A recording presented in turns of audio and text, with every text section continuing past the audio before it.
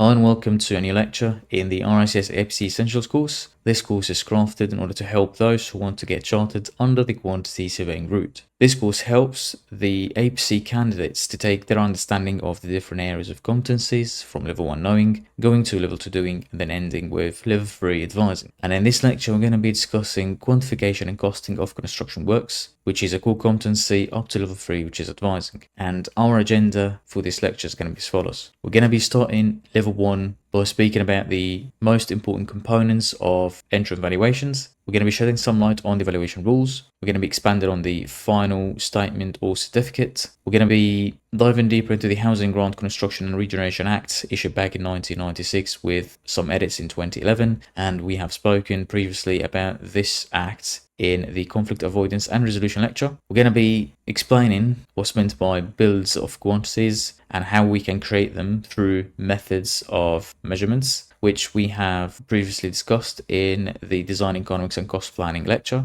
And we're going to be expanding on the NRM1 method of measurement. We're going to be also expanding on the International Property Measurement Standards with the different versions of it, IPMS 1, 2, and 3. And then we're going to be ending level 1 on a very good note by discussing the International Cost Management Standards, which we have discussed in another lecture. And then level 2, I think the best way to tackle it is by providing a sample measurement on one of the most prominent pieces of software in the construction industry, which is CostX, created by RIB2. So we're going to be exploring one of the examples where you have a drawing or a set of drawings that are uploaded to the piece of software and how you can create dimension groups in order to do the measurements, and then how you can export the measurements into a workbook, which can then be priced to create a cost plan or a BOQ. And the last section of this lecture is going to be level 3, which is advising. And I think the best way to tackle it is by providing a couple of them examples about how you can write your APC summary of experience up to the required levels within this area of competence.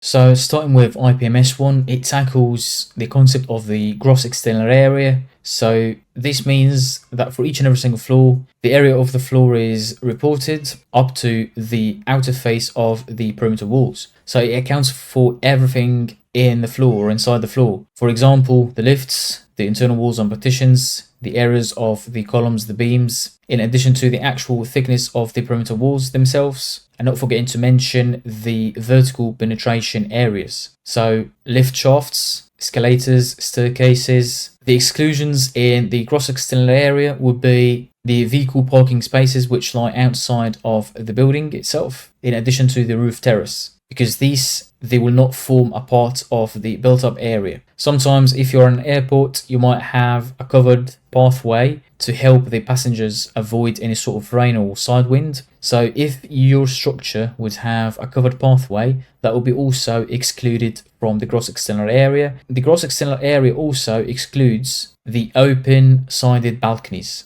And one would ask, why would we use the gross external area? The gross external area is quite useful if you're getting the planning permissions from the local council, and the local council also use the gross external area in order to be able to calculate the council tax that is going to be collected from the owner of the property. There's another use for the gross external area, which is a rough calculation of the overall cost of the building and providing some sort of like an order of cost estimate.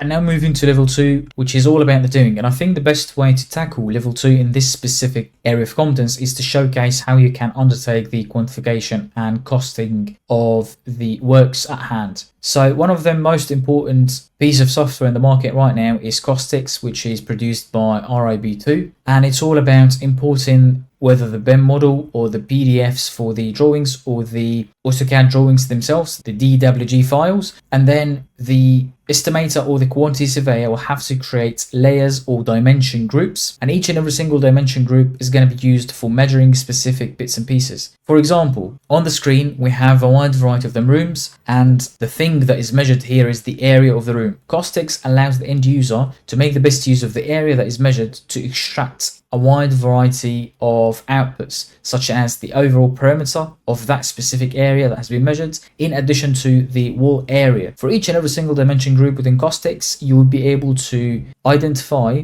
and determine the wall height. And if you have identified the wall height itself, it would be super easy to come up with a wide variety of measurements from only one single dimension group. And you can repeat this concept over the whole project or the different work packages that you're trying to quantify. And this is all for this video, which is meant to be an extended trailer or a teaser. And if you want to have full access to the full length, the recorded videos, the notes, the presentations, and the question answer banks, do not hesitate to get enrolled on the APC Essentials course on the APC Mastery Path web portal, and you can make the best use of a coupon code which is APC35 for a 35% discount. All the best in your APC journey. Thanks a lot for watching, and catch you in the next video.